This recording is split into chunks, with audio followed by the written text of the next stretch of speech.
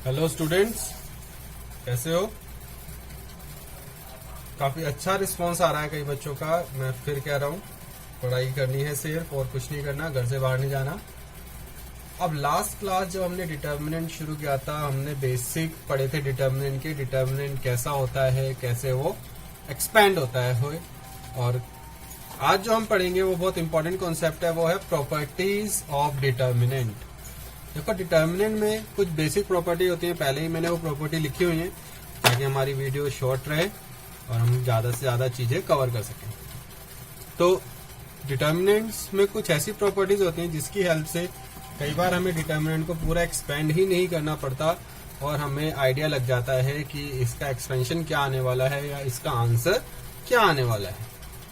तो कई बार प्रॉपर्टीज को अप्लाई करके हम अपना टाइम बचा लेते हैं और डिटर्मिनेंट को इजी बना लेते हैं ताकि वो आराम से सॉल्व हो जाए।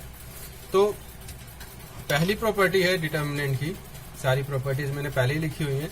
पहली प्रॉपर्टी है, इफ एनी टू रो और column of a determinant is proportional or identical then its value is equal to 0।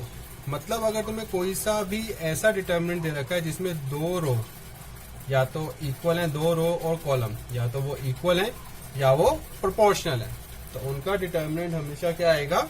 0 आएगा।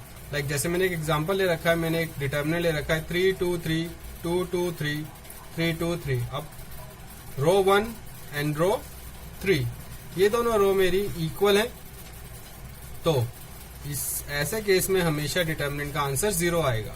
मैंने इसे एक्सपेंड भी करके दिखा रखा है। लाइक मैं R1 से एक्सपेंड करता हूँ, सबसे पहले मैं 3 को लिखूंगा, ऑपोजिट और ऑपोजिट कॉलम को हटा दूंगा, 2 3 2 3, ये एलिमेंट बच गए। देन सेकेंड A12 के लिए अपोजिट साइन यूज होगा, अपोजिट और अपोजिट कॉलम हट जाएंगे, 2 3 3 3। ओके, अब थर्ड एलिमेंट है 3, अपोजिट और अपोजिट कॉलम हट जाएंगे, 2 2 3 2। और जब मैंने एक्सपेंड किया, 3 into 2 6 6 minus 6, 3 into 2 6 6 minus 9, 2 into 2 4, 3 into 2 6, 6 minus 6 तो 0 हो गया, 6 minus 9 minus 3 and 4 minus 6 minus 2, ये 0 हो जाएगा। Minus minus plus, 2 into 3 6 and 3 into minus 2, ये भी माइनस 6, और सॉल्व किया तो 0। तो ये प्रॉपर्टी वेरीफाइड हो गई। दोनों रो इसकी सेम थी, इसलिए इसका आंसर क्या आया है? 0। सपोज करो अगर ये इक्वल ना होती, प्रोपोर्शनल होती। प्रोपोर्शनल मीन्स जिसमें A1/A2, B1/B2, C1/C2 इक्वल होता है, तब भी ऐसे केसेस में हमेशा डिटर्मिनेंट का आंसर 0 आता है। तो इसलिए याद रखना, उसे ओपन करने की जरूरत ही नहीं पड़ेगी अगर दो रो या दो कॉलम आइडेंटिकल है या प्रोपोर्शनल है। अब second property, the value of determinant remain unchange if its row and column are interchange. Means अगर हमें कोई भी डिटर्मिनेंट दे रखा है, लाइक मैंने एक एग्जांपल ले रखा है, journal A1 A2 A3 B1 B2 B3 C1 C2 C3, और इसका एक्सपेंशन सपोज करो एक न्यूमेरिकल वैल्यू आ रही है, न्यूमेरिकल क्वांटिटी आ रही है K। अगर हम इस डिटर्मिनेंट का ट्रांसपोज कर देते हैं, यानी रो और कॉलम को इंटरचेंज कर देते हैं, A1 A2 A3 B1 B2 B3 and C1 C2 C3, तब भी इस डिटर्मिनेंट का आंसर वही रहेगा जो हमारा पहले था, यानी आंसर अनचेंज ही रहेगा। तो अगर हम डिटर्मिनेंट को ट्रांसपोज करके एक्सपेंड करते हैं, तब भी आंसर इसका सेम आता है। अब थर्ड प्रॉपर्टी है, इफ एनी टू रो और column of a determinant are interchanged. मतलब अगर दो रो या दो कॉलम इंटरचेंज है, यानी आपस में एक दूसरे के प्लेसेस चेंज कर दें, the sign of determinant changes, तो जो डिटर्मिनेंट का आंसर आएगा वो अपोजिट साइन से आएगा। लाइक कोई एक डिटर्मिनेंट ले रखा है A1 A2 A3 B1 B2 B3 C1 C2 C3। Suppose करो मैं R1 और R2 को इंटरचेंज कर रहा हूँ। इंटरचेंज मीन्स R1 को R2 की जगह रिप्लेस कर रहा हूँ, R2 को R1 की जगह रिप्लेस कर रहा हूँ। तो मेरा डिटर्मिनेंट हो गया B1 B2 B3 A1 A2 A3 C1 C2 C3। ऐसे केसेस में डिटर्मिनेंट का आंसर आएगा नेगेटिव साइन से, यानी अगर आंसर के आ रहा है तो माइनस के, लाइक अगर 10 आ रहा है तो -10। I hope third property clear हो गई होगी। अब इसके बाद प्रॉपर्टी 4, ये प्रॉपर्टी बहुत यूज होगी क्वेश्चन में। इसकी फोर्थ प्रॉपर्टी है, if each element of a row या column of determinant is multiplied by a constant k, then its value get multiplied by k। मतलब सपोज करो हमारे पास एक डिटर्मिनेंट दे रखा है A1 A2 A3 B1 B2 B3 C1 C2 C3। अब मैं किसी भी रो में किसी भी कांस्टेंट से मल्टीप्लाई करता हूँ, k means any numerical quantity. Suppose करो R1 में मैंने k से मल्टीप्लाई किया तो R1 हो जाएगा KA1 KA2 KA3 B1 B2 B3 C1 C2 C3 equal आ जाएगा जो भी हमारा डिटर्मिनेंट का आंसर आता उसका k टाइम्स। यानी अगर ये डिटर्मिनेंट है तो इसका आंसर आ जाएगा k इंटू डिटर्मिनेंट। लाइक इसका आंसर अगर 10 आ रहा है और अगर मैं R1 में 5 से मल्टीप्लाई करता हूं तो 5 इंटू 10, सेकेंड डिटर्मिनेंट का आंसर आएगा 50। आई होप क्लियर हो गई होगी। E, if all the element of any row column of determinant is 0, then the value of determinant is equal to 0। यानी अगर कोई भी रो या कॉलम, किसी भी एक रो या एक कॉलम के सारे एलिमेंट 0 हैं तो उस डिटर्मिनेंट को एक्सपेंड करने की जरूरत ही नहीं पड़ती, उसका आंसर हमेशा 0 आएगा।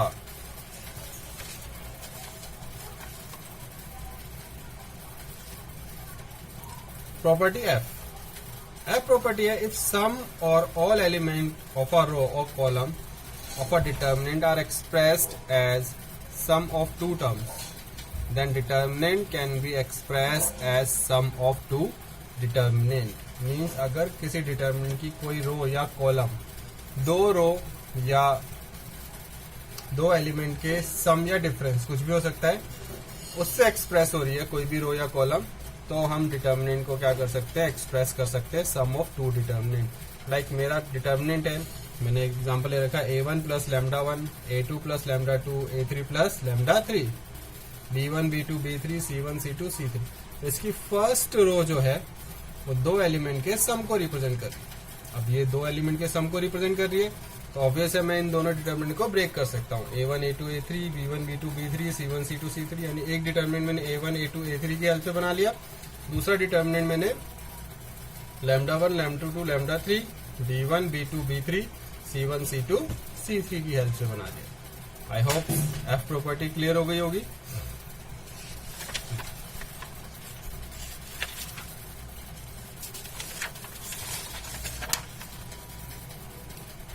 लास्ट प्रॉपर्टी G जो मैं एक्सप्लेन कर रहा हूं, ये प्रॉपर्टी सबसे ज्यादा इंपॉर्टेंट है। हर क्वेश्चन में ऑलमोस्ट एक प्रॉपर्टी अप्लाई होती ही होती है। तो इस प्रॉपर्टी का मैंने प्रूफ भी एक्सप्लेन कर रखा है। If to each element of any row और column of a determinant is equi multiply of corresponding element of other row or column are added, then the value of determinant remain same। Is that the value of determinant remains same if we applied the operation Ri is equal to Ri plus Krj या Ci is equal to C2 plus Kj। मतलब क्या है, अगर हमारे पास एक normal determinant दे रखा है और उसे मुझे थोड़ा सा सिंप्लीफाई करना है, इजी टू सॉल्व बनाना है, तो मैं किसी भी रो में किसी भी कांस्टेंट से मल्टीप्लाई कर यानी किसी भी स्केलर क्वांटिटी से मल्टीप्लाई करके उसे अदर रो में ऐड या सब्ट्रैक्ट कर सकता हूं।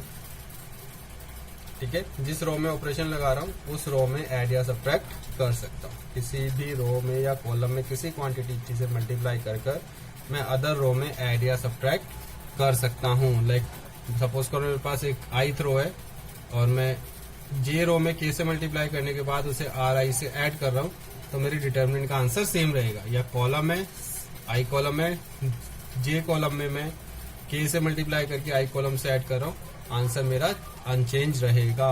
ये प्रॉपर्टी प्रूफ करने के लिए भी आ जाती है 2 नंबर में एग्जाम। बहुत ध्यान से देखना है इस प्रॉपर्टी को। सपोज करो मेरे पास एक डिटर्मिनेंट है A1 A2 A3 B1 B2 B3 C1 C2 C3 जिसकी डिटर्मिनेंट की वैल्यू आ रही है K। तो मैंने एज्यूम कर लिया इसकी वैल्यू K आ रही है। मैं फर्स्ट रो में एक ऑपरेशन लगाता हूँ, लाइक ये मैंने इनवर्स ऑफ 3 मैट्रिसेस जब पढ़ाया था तब भी मैंने ऑपरेशन बहुत बार लगाया था जीरो बनाने के लिए। यहाँ भी नॉर्मली ये जीरो बनाने के लिए ही यूज होता है ताकि क्वेश्चन मेरा आराम से सॉल्व हो जाए। तो सपोज करो फर्स्ट रो में ऑपरेशन लगा रहा हूँ R1 प्लस 5 इंटू R2, यानी सेकेंड रो में मैं 5 से मल्टीप्लाई कर उसे फर्स्ट रो में ऐड कर रहा हूँ। तो मैं ऑपरेशन फर्स्ट रो में लगा रहा हूँ तो सेकंड और थर्ड रो तो ऐसी रहेगी, लेकिन फर्स्ट रो कैसे जाएगी, A1 इसमें 5 से मल्टीप्लाई होगा plus 5 B1, A2 plus 5 B2, A3 plus 5 B3। I hope clear हो गया होगा। Then B1 B2 B3 C1 C2 C3। अब मैंने 6 प्रॉपर्टी पढ़ाई थी कि अगर कोई भी डिटर्मिनेंट 2 वैल्यू के ऐड या सब्ट्रैक्शन से एक्सप्रेस हो रहा है तो हम उसे क्या कर सकते हैं, सेपरेट कर सकते हैं।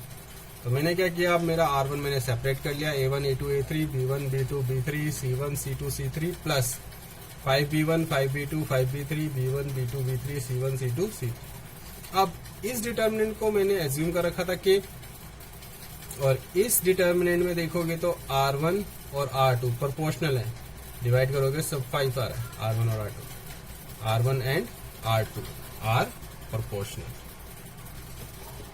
तो अगर R1 और R2 प्रोपोर्शनल है तो मैंने बता दिया था अगर कोई भी 2 रो या कॉलम प्रोपोर्शनल होते हैं तो उनके डिटर्मिनेंट की वैल्यू क्या आती है, हमेशा 0 आती है। ठीक है, तो यहाँ भी इस डिटर्मिनेंट की वैल्यू क्या आएगी, 0 आएगी। तो हमारे डिटर्मिनेंट की वैल्यू हो गई K प्लस 0, और K हमारा डिटर्मिनेंट था, यानी जो हमारा न्यू डिटर्मिनेंट है वो पहले वाले डिटर्मिनेंट के इक्वल ही आ रहा है। ये 7 प्रॉपर्टीज होती हैं जो यूज होंगी, क्योंकि मैं इसके न्यूमेरिकल क्वेश्चंस की वीडियो मैं कल शेयर करूंगा। आज तुम्हें इन प्रॉपर्टीज को ही ध्यान से पढ़ना है, क्योंकि कल जब हम क्वेश्चन डिस्कस करेंगे तो क्वेश्चंस तुम्हें समझ में आने लग जाएंगे अगर तुमने प्रॉपर्टी ढंग से पढ़ी हुई है। देखो ये जो प्रॉपर्टीज मैंने पढ़ा रहा हूँ ये सिर्फ तुम 12th क्लास के ही मेरे बच्चों के लिए इम्पोर्टेंट नहीं है, साथ के साथ जो मेरा बीकॉम के बैच चल रहे हैं उनमें भी जो डिटर्मिनेंट वाला चैप्टर है, कई बच्चे जो उन्होंने लेट ज्वाइन किया था उन्होंने डिटर्मिनेंट नहीं पढ़ा था, तो उन बच्चों के लिए भी ये प्रॉपर्टी यूजफुल है, क्योंकि जो नेक्स्ट टॉपिक पढ़ाऊंगा वो एक तरीके से बीकॉम और 12th दोनों के लिए ही काम आएगा। तो तुम्हें इन प्रॉपर्टीज को अच्छे से पढ़ के रखना है। जब लास्ट क्लास हम करेंगे तो इन्हीं प्रॉपर्टीज से रिलेटेड हम क्वेश्चन करना सॉल्व करेंगे। तो आई होप तुम्हें प्रॉपर्टी क्लियर हो गई होंगी। अब तुम्हें सिर्फ यही प्रॉपर्टी पढ़नी है। नेक्स्ट क्लास की वीडियो मैं कल ही शेयर करूंगा, आज थोड़ा सा मैं बिजी हूँ। ओके बाय, मिलते हैं नेक्स्ट क्लास में।